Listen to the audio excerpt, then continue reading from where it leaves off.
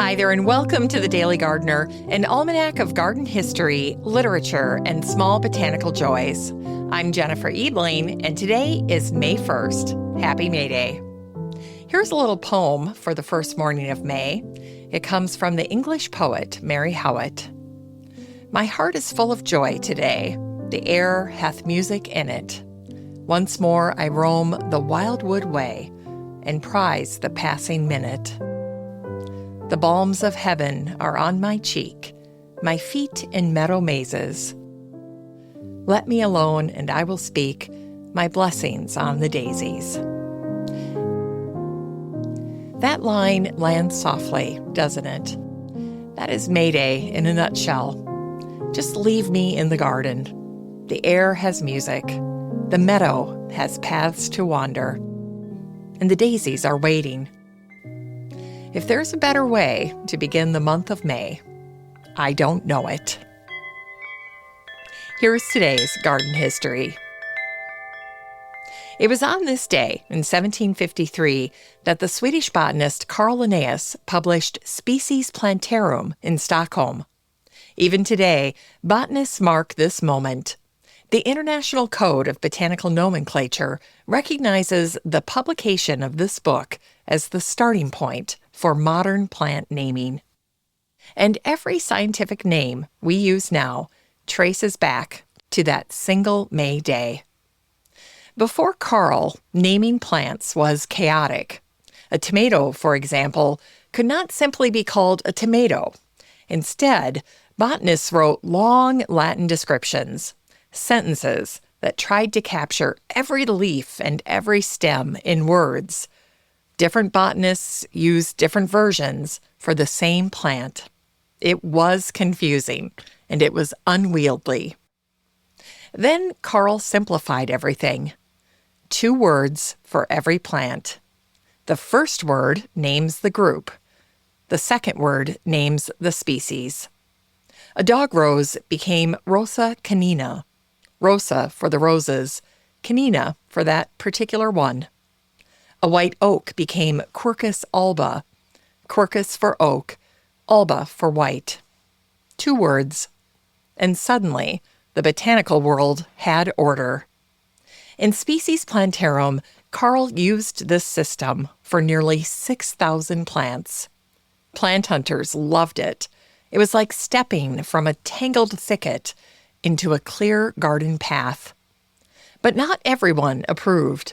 The French naturalist Georges-Louis Buffon dismissed the system as little more than a manual for a gardener's apprentice. And the German botanist Johann Siegesbeck was scandalized that Carl classified plants by their reproductive parts. When Carl described flowers as having husbands and wives, even marriage beds, Johann declared that God would condemn such, quote, loathsome harlotry. Carl, who was never short on confidence, responded in his own way. He named a small, muddy weed Siegesbeckia. The name still stands today. Although Carl's sexual classification system did not last, his naming system did, because it is simple, elegant, and portable. And even after DNA sequencing reshaped plant relationships, the names remained. They simply shifted to new branches on the tree of life. After May 1st, 1753, a gardener in London and a plant hunter in the Himalayas could finally speak the same language. And Carl Linnaeus had written the dictionary. And it was on this day, in 1893, that the American naturalist May Theilgaard Watts was born in Chicago. As a girl, May grew up in a family of Danish immigrants. She went on to study under Henry Chandler Coles, the father of American ecology at the University of Chicago. Later, May spent 20 years at the Morton Arboretum in Lisle, Illinois, serving as the staff naturalist. There, May built the Arboretum's education program from the ground up. May did not teach like most scientists. She used chalk talks, songs, and sweeping arm motions to help students remember the branching patterns of oak trees. She led outdoor rambles, and she replaced scientific jargon with wonder. May also wrote poetry. One of her poems, Vision, begins this way. Today there have been lovely things I never saw before. Sunlight through a jar of marmalade, a blue gate, a rainbow in soap suds on dishwater.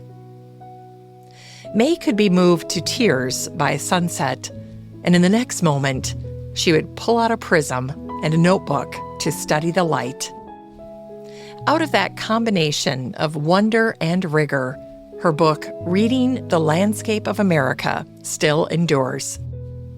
And her field guides, Tree Finder, Flower Finder, and Winter Tree Finder, use simple yes or no keys that allow even a child to identify a tree. With her husband Raymond, May founded the Nature Study Guild to publish her books because she believed nature study should belong to everyone. When May was 70, she noticed an abandoned railroad corridor and wrote to the Chicago Tribune, "We are human beings. We are able to walk upright on 2 feet. We need a footpath. Right now, many hands are itching for it. Many bulldozers are drooling." That letter sparked the creation of the Illinois Prairie Path. And in time, Mary's letter helped inspire the National Rails to Trails movement. Today, a memorial boulder along that path bears May's words. Paths are defended with spirit by their users.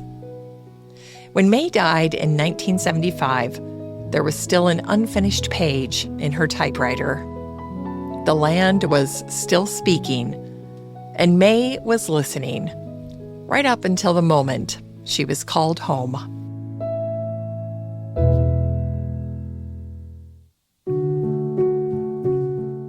In today's Unearthed Words, we hear a garden essay from the English writer Joseph Addison, born on this day, May 1st, in 1672. Joseph co-founded The Spectator, one of the great journals of the early 18th century. But gardeners remember him for another reason. Joseph argued that gardens should feel natural, not clipped into rigid shapes, and not disciplined into cones and cubes. He wrote that he would rather see a tree in all its luxuriance than forced into a geometric figure. At the time, this was radical thinking. Formal gardens dominated Europe. Hedges were squared. Trees were trained into obedience. But Joseph imagined something freer: rolling lawns, flowing lines, and birdsong instead of symmetry.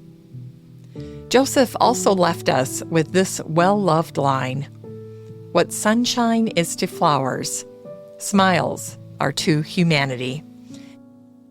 In 1712, in The Spectator, Joseph wrote, "I value my garden more for being full of blackbirds than of cherries, and very frankly, give them fruit for all their songs." Joseph's garden was full of blackbirds, just the way he liked it.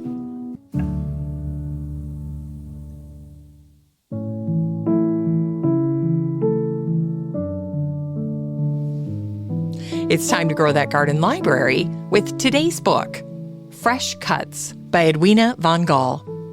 This book is part of Modern Masters Week here on The Daily Gardener, and that means all of this week's book recommendations feature contemporary voices who are reshaping how we garden and how we care for the land. Edwina is known for championing naturalistic landscapes, gardens that feel loose and alive, yet are thoughtfully designed.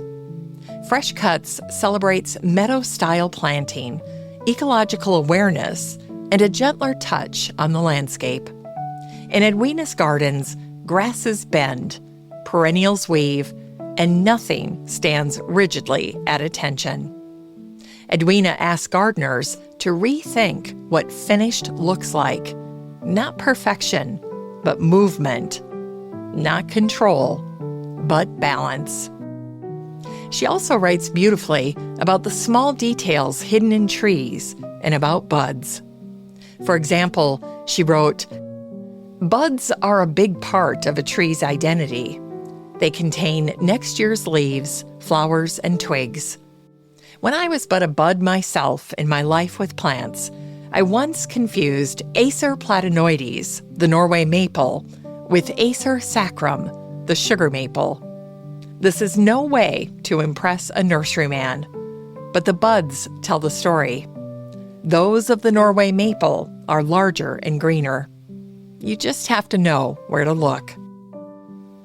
Edwina reminds us that somehow the smallest details often reveal the most.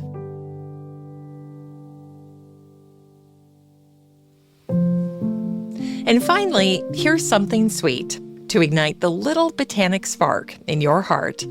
It was on this day in 1867 that the American essayist Ralph Waldo Emerson inscribed a copy of his new book of poems to Sophia Thoreau. 5 years earlier, her brother Henry David Thoreau had died. Sophia preserved his journals, his pressed plants, and Henry's careful records of when first flowers bloomed in Concord. The book Ralph sent her was titled May Day. Outside, the season was still hesitant. Snow lingered along shaped edges. The air was undecided. In the title poem, May Day, Ralph asked, "Why chidest thou the tardy spring?" And he answered by listening to the birds, redwings calling, robins moving through melting snow, and sparrows weaving nests beside the drifts. Birds do not complain. They sing. And somewhere in Concord, buds were loosening on branches that Henry had once watched daily, penciling bloom dates into notebooks no one imagined would one day matter. Ralph's poem stays with the slow season, with waiting, with trust, the way Henry had, one bloom at a time. And when Sophia opened the book on this day in 1867, spring was late, but May was already on its way. As we close the show today, remember, May Day has been celebrated with flowers, dancing, and garlands for thousands of years. It is the moment when the garden stops whispering and begins to speak. And perhaps Mary Howitt said it best, "Let me alone, and I will speak my blessings on the daisies." Thanks for listening to The Daily Gardener. And remember, for a happy, healthy life, garden every day.